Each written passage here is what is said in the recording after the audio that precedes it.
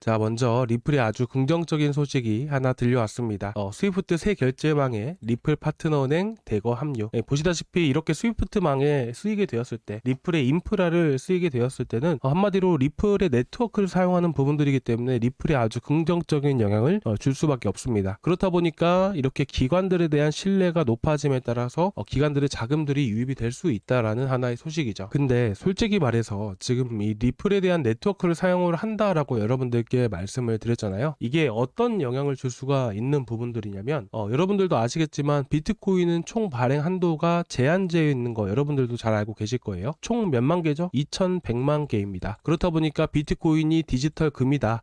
그리고 이런 기관들에 대한 신뢰도가 상당히 높은 부분이기 때문에 파는 사람보다 매수하는 이런 매수세가 더 많을 수밖에 없는 게 사실입니다. 여기서 핵심은 뭐냐면 공급량이 제한되어 있다라는 거예요. 마찬가지로 리플의 강점이 뭔지 아시나요? 여러 가지 사업을 펼쳐 나가는 것도 있지만 가장 중요한 핵심 포인트는 뭐냐면 공급량이 늘어나지 않는다라는 거예요. 공급량이 늘어나는 대표적인 코인이 뭐가 있을까요? 바로 이더리움이죠. 이더리움 같은 경우에는 공급량이 계속해서 늘어나게 됩니다. 어떤 방식으로 진행이 되냐면 POS라는 방식으로 진행이 되기 때문에 스테이킹, S가 바로 스테이킹이거든요. 스테이킹을 통해서 보상받는 방법으로 해서 시중의 유통 물량이라는 게 1년에 조금씩 계속해서 늘어나게 되는 방식이에요. 그렇잖아요. 근데 여기서 핵심은 리플 같은 경우에는 공급량이 늘어나지 않는다라는 것이죠. 그런데다가 제가 여기서 스위프트 새 결제망에 리플을 이용할 수도 있다라는 얘기를 한 가지 말씀을 드렸잖아요. 자, 그렇게 되었을 때는 리플 랩스를 사용을 하는 것과 같은 거거든요. 리플 랩스를 사용을 했을 때 예를 들어서 여러분들이 A라는 은행에서 B라는 은행으로 이체를 시킨다라고 가정을 해볼게요. 자, 그렇게 되면 어떻게 될까요? 우리가 어쨌든 예전 10년 전 15년 전만 하더라도 타 은행에다가 이체를 시켰을 때는 수수료가 한 1,000원 정도 들었던 것 같아요. 500원인가 1,000원인가 들었던 걸로 기억이 나는데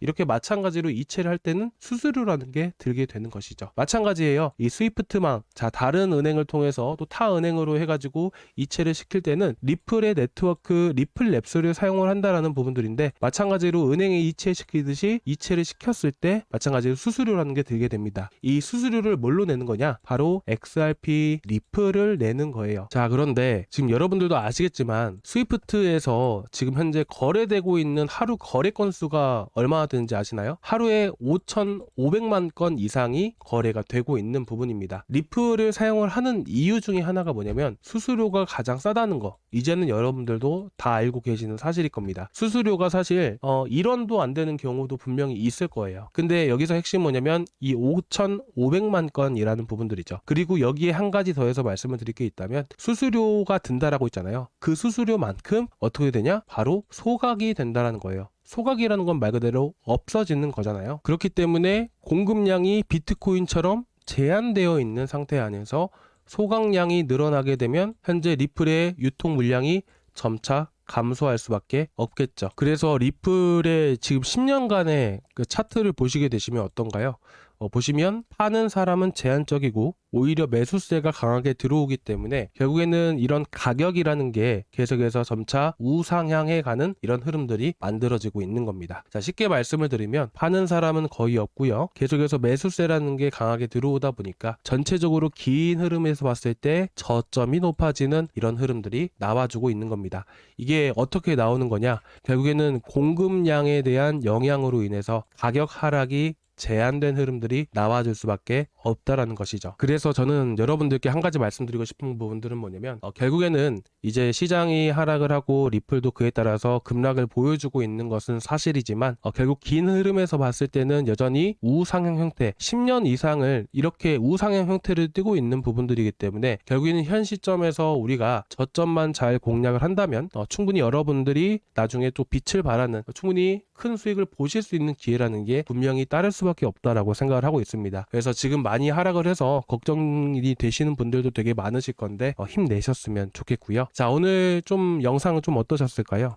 간단하게 이 이슈에 대해서만 여러분들께 말씀을 드린 거고 이제 리플에 대한 흐름들을 이제부터 말씀을 드릴 건데 오늘 영상 조금이나마 도움 되셨다면 구독과 좋아요 한 번씩 부탁드려도 될까요? 자, 구독과 좋아요 그리고 전체 알람 설정까지 한 번씩 부탁드리도록 하겠습니다. 자, 그런데 일단 중요한 거는 우리가 이제 추가 매수 패턴들을 고려하고 계신 분들이 진짜 많다라는 거예요. 저희 구독자방 안에도 리플 언제 추매를 해야 되냐요 라고 여쭤보시는 분들이 많으세요. 지금 보시면 아시겠지만 이 노란 색깔 선과 이 빨간 색깔 선을 보시면 어떤가요? 현재 50일선과 200일선이에요. 그렇죠? 그래서 50일선, 200일선을 지지를 강력하게 해주고 있습니다. 보통 이런 형태가 뛰었을 때는 보시다시피 지지를 해주고 나서 과거 5월 달에 강세를 한 차례 보여줬듯이 마찬가지로 지지를 해주게 되었을 때는 이런 상승세가 나와줄 수가 있는 게 당연한 겁니다. 하지만 지금 보시면 어떤가요? 그 이후로 해가지고 검은색 라인을 기준으로 했을 때 다시 한 번 더 하락 추세를 만들게 되고 저점 구간들을 지켜주면서 강세를 보여주는 이런 패턴들을 보여줬죠. 자, 그러면 이 형식대로 움직인다라고 했을 때는 한 차례 이탈할 때까지 우리가 좀 더 지켜봐야 되는 부분들이고, 이런 저점 라인들까지는 떨어지지 않겠지만 이전에 지지를 해줬던 밑꼬리 구간 1,800원대를 우리가 노려보는 게 아무래도 좋다고 생각을 합니다.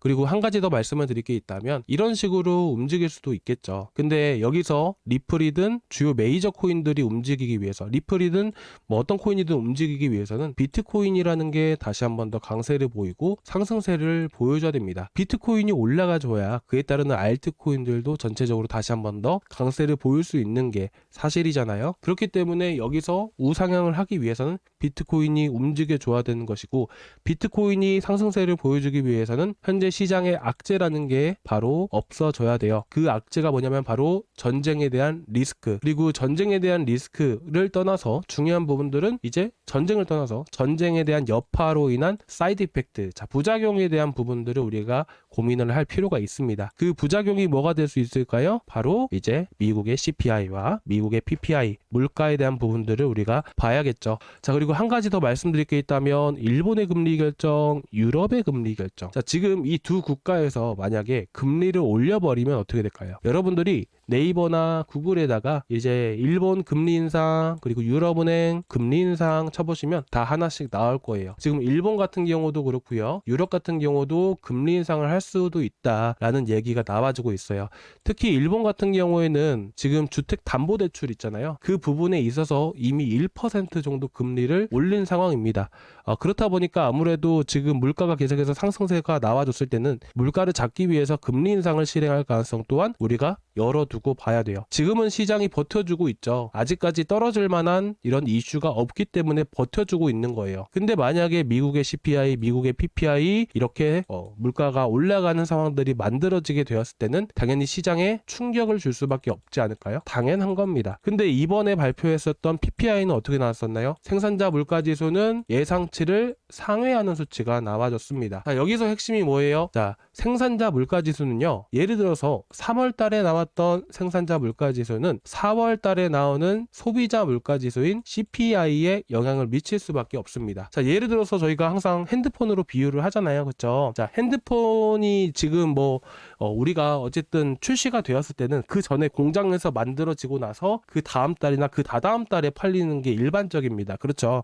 그렇기 때문에 먼저 생산자 물가지수에 반영이 되고, 이게 만약에 높게 나왔을 때는 당연히 4월달 소비자 물가지수에도 영향이 따를 수밖에 없는 거예요. 자, 그러면 충격이 나올 수 있는 부분들은 당연히 4월 둘째 주겠죠. 자, 다음 주까지는 시장이 그래도 지지부진하지는 않을 거라고 생각을 해요. 상승과 하락을 반복하는 이런 패턴들이 만들어질 것이고, 그리고 그 다음 주부터 해서 영향을 줄 수 있는 부분들이기 때문에 단기적으로 근 한 달간 봤을 때 리플 같은 경우에는 지금은 잘 버텨주고 있지만 한 차례 떨어졌을 때는 이탈할 수 있다 라는 것을 여러분들이 보셨으면 좋겠어요. 자, 그리고 지금 보시게 되시면 제가 비트코인에 대한 바닥 아직까지 나오지 않았습니다 라고 제가 구독자방에 올려드렸잖아요. 그렇기 때문에 여러분들이 지금 비트코인 같은 경우도 추가적인 하락세가 나와줄 수 있는 부분이기 때문에 리플 또한 바닥이 아직까지는 나왔다라고 얘기하기는 어렵습니다. 그래서 지금은 좀 더 지켜보시는 편을 저는 여러분들께 좀 권유를 해드리고 싶고요. 바닥이 나왔을 때 여러분들께 말씀을 드릴 거예요. 자, 비트코인 떨어지면 알트코인도 오르나요? 아니죠. 비트코인 대부분 급락 나오면 알트코인 전부 다 무너집니다. 자, 지금 보시는 것은 비트코인의 MVRV Z스코어라는 지표예요. 자, 보시면 어떤가요? 보통 비트코인의 바닥이라는 게 이 MVRV Z스코어의 이 주황 색깔 선이 초록 색깔 바닥에 닿았을 때 이렇게 바닥이라는 게 형성이 됩니다. 그렇잖아요. 근데 이거는 10년간 이상간의 데이터를 가지고 여러분들께 말씀을 드리는 거예요. 그렇잖아요. 근데 지금 보시면 어떤가요? 붕 떠 있죠. 자, 보시게 되시면 붕 떠 있습니다. 있습니다. 자, 이 지표만 보더라도요, 아직 시장이 바닥은 아니구나 라는 것을 우리가 알 수 있는 부분이에요. 그래서 저는 이렇게 생각합니다. 여러분들이 섣불리 판단을 해서 시장이 좀 바닥을 좀 만들어진 것 같아서 매수를 하시기보다는 현재 경기, 경제, 그리고 정치적인 상황들 모든 것들을 다 고려하고 그 다음에 온체인 데이터를 확인을 하시고 나서 진입을 하시는 걸 여러분들께 권유해드리고 싶습니다. 떨어질 때까지 어찌됐든 시간이 걸린다 할지라도 결국 우리가 기다려야지만 저점에서 매수할 수가 있는 겁니다. 그 저점이 나올 때 바로 저희 구독자분들께 먼저 바로 말씀을 드릴 거니까 오늘 영상 구독과 좋아요 한 번씩 부탁드리고요. 제가 매수 타점 같은 경우에는 제가 구독자방에서 안내를 도와드리고 있어요. 그래서 여러분들이 구독 눌러주신 다음에 구독자방 이용해 주시기 바라고요. 이렇게 좋은 정보들 많이 드리고 있기 때문에 또 여러분들이 혹시나 걱정되시는 코인들 있으시다면 제가 바로바로 또 상담을 도와드릴 겁니다. 저희 구독자방은 고정 댓글란에 링크가 하나 있습니다. 쭉 스크롤해서 내려보시면요, 댓글란에 링크가 있기 때문에 그 링크 타고 들어오시면 되십니다. 자, 구독과 좋아요 한 번씩 부탁드리고요, 눌러주시고 나서 저희 구독자방 들어오시면 되십니다. 자, 오늘 여기까지 준비했고요, 다음 시간에 또 뵙도록 하겠습니다. 감사합니다.